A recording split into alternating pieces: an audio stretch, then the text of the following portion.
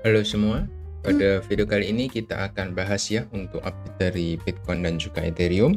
Kita akan quick update ya, karena sebelumnya saya ingin coba update ya untuk altcoin hari ini harusnya jadwalnya. Tapi saya skip dulu ya, mungkin untuk altcoin itu nanti kita akan update di live session ya. Mungkin kalau kalian yang ingin ada live session, kalian bisa bantu saya dengan 30 likes ya, kita akan buat live session secepatnya mungkin hari ini atau hari Minggu ya, maksimal di hari Senin nanti kita akan buat live session-nya, kurang lebih seperti itu.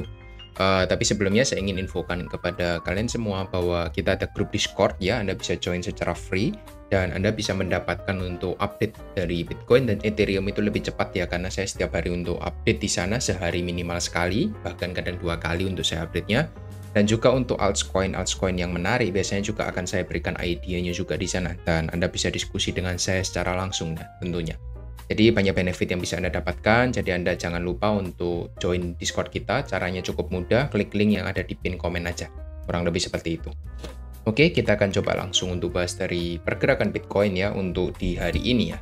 Untuk hari ini sebenarnya Bitcoin itu nggak banyak berubah ya dari yang view kita sebelumnya ya. Ini ada area trendline yang sudah kita bahas ya di kemarin ya. Saya baru buat kemarin untuk videonya. Ini trendline-nya masih sama, major supportnya pun masih sama kita lihat. Dan di daily closing yang kita lihat ini masih bertahan ya di area trendline-nya. Dia ada reject ya, sempat close di bawah area 65.000. Tapi ternyata untuk closing di hari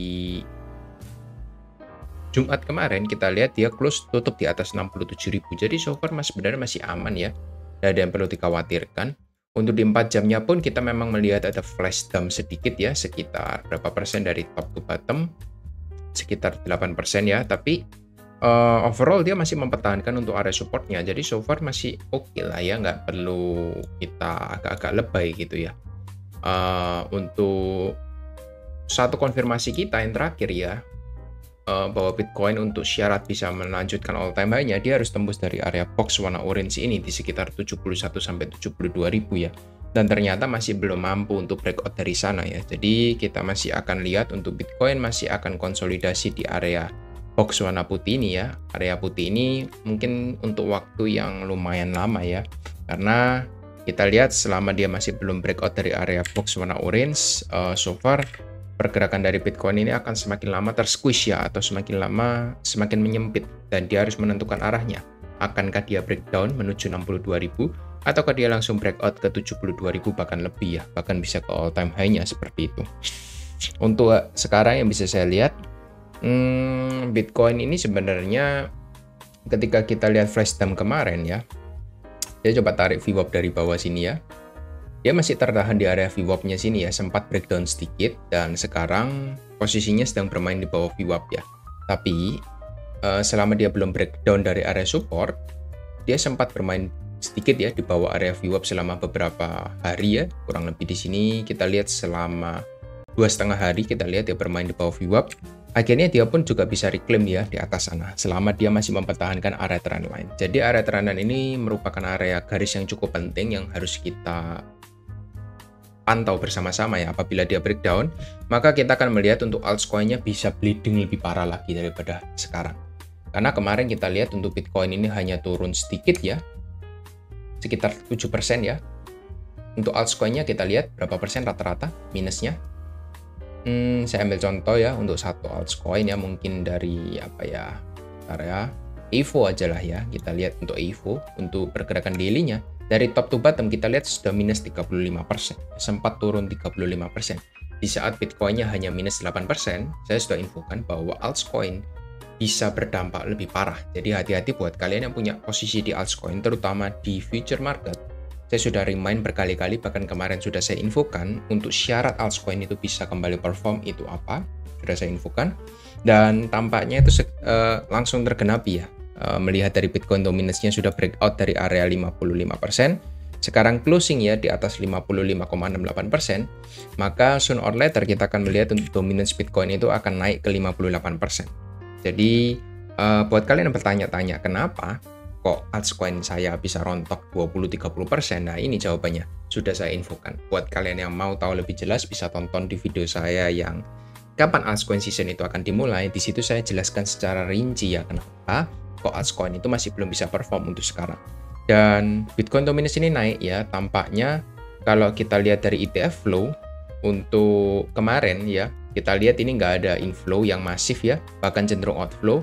So, kenaikan dari dominance Bitcoin ini terjadi karena ada switching ya dari market altcoin masuk ke dalam Bitcoin uangnya. Jadi kita lihat untuk total 3, ini pasti akan terkena dampaknya ya. Kita lihat total 3 ini turun kemarin.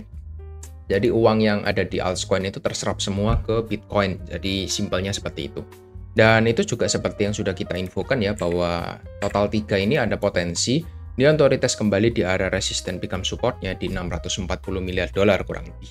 Dan itu juga sudah tergenapi ya, dan dia reject di area sana dengan cukup baik. Syaratnya untuk total 3 atau altcoin itu tidak kembali bleeding lebih parah lagi, dia harus bisa mempertahankan area ini dengan baik ya, dan bisa rebound di sana. Mungkin membentuk double bottom, dia membentuk seperti ini dulu, lalu dia breakout ke atas untuk mengonfirmasi area support barunya, kurang lebih seperti itu. Itu sih yang bisa saya lihat dari total 3-nya. Kalau untuk dominance Bitcoin sih, so far kita masih bisa melihat ada potensi dia naik ke 58% dulu untuk sementara. Dan selama dalam proses ini ya, kita lihat mungkin altcoin akan sedikit ada bumpy ya, atau berdarah-darah sedikit. Mungkin sekitar 10-20% lagi itu masih possible untuk kita lihat ya, karena 58% ini merupakan angka krusial yang harus dicapai untuk dominance Bitcoin ya. Dan satu syarat lagi untuk selain dari dominance ke 58%, satu syarat lagi yang sudah saya jelaskan di video kemarin ya, di altcoin, syarat dari altcoin bisa naik, itu masih belum terpenuhi untuk sekarang. Kenapa? Karena syarat kedua yang harus terpenuhi, itu Bitcoin harus menemukan area topnya. Jadi, area top sekarang itu masih belum, kalau menurut saya 70.000 itu masih jauh dari kata top ya. Topnya yang mungkin ya saya lihat itu berkisar di 80-100.000 ya. Itu yang sudah saya bukan saya proyeksikan ya, sudah saya coba untuk lihat untuk area topnya di mana itu semenjak di tahun 2023 awal kemarin ya. Saya lihat 80-100.000 itu merupakan satu hal yang tidak mustahil untuk dicapai ya. Sudah saya hitung berdasarkan target dari market cap ya, yang terutama market cap-nya sudah saya hitung, lalu dari target dari price action-nya juga saya hitung dari weekly dan monthly time frame-nya. 80.000 sampai 100.000 itu harusnya bisa menjadi area top yang baru ya, minimal ya, kita lihat. Dan sekarang masih berada di area 67.000, so kita masih akan melihat untuk Bitcoin itu masih bisa naik lagi. Dan apabila Bitcoin itu naik, altcoin itu juga akan naik, tapi bukan berarti altcoin season itu akan dimulai gitu. Altcoin season, the real altcoin season itu akan dimulai ketika Bitcoin sudah menemukan topnya dan dominance Bitcoin sudah mentok kenaikannya. Mentok kenaikannya itu bagaimana? Ketika dia sudah berada di flipping area sini antara support dan resisten, setelah itu kita melihat Bitcoin sudah menemukan topnya dan dominance ini akan segera ya turun ke bawah. Di sini kita akan melihat alt season itu akan segera dimulai. Jadi ibaratnya dari kue market cryptocurrency ya, kita lihat 100%, ini mulai dibagi lagi ya. Dari Bitcoin itu, sebentar, ini punyanya BTC ya. Selama ini kan punyanya BTC, dan ini punyanya altcoin ya. Kalau kita lihat 50-50 ya. Tapi kan nyatanya kan untuk Bitcoin kan juga masih pegang sekitar 58% ya. Ini 55-58. Jadi kita masih lihat untuk altcoin itu hanya kebagian sekitar 42% ya. 45-42%. Jadi itu masih angka yang cukup kecil. Bayangkan nanti ketika market cap-nya atau total uang keseluruhan yang beredar di kripto itu nanti mulai berkurang dari Bitcoin, dan sekitar 8-10% dari market cap di Bitcoin itu akan beralih ke altcoin. Nah, di sini altcoin season itu akan dimulai. Kurang lebih seperti itu. Gambaran yang sudah saya jelaskan di satu video khusus di kemarin ya. Jadi untuk detailnya Anda bisa tonton di video kemarin. Jadi Anda bisa mendapatkan untuk area yang lebih jelasnya ya. Kenapa kok saya mark di area 58%? Kurang lebih seperti itu. Ini masih kita bisa lihat ada potensi kenaikan ya, tapi mungkin tidak akan terjadi dalam waktu yang cepat ya. Mungkin dia akan retest lagi dulu di area 55% sebagai area support barunya, baru dia akan naik lagi. Kurang lebih seperti itu. Karena kita lihat untuk Bitcoin-nya juga masih belum banyak make a move ya. Dan juga salah satu alasan mungkin yang masuk akal kenapa kok Bitcoin-nya kok nggak kena shake ya, terlalu keras ya dibandingkan altcoin.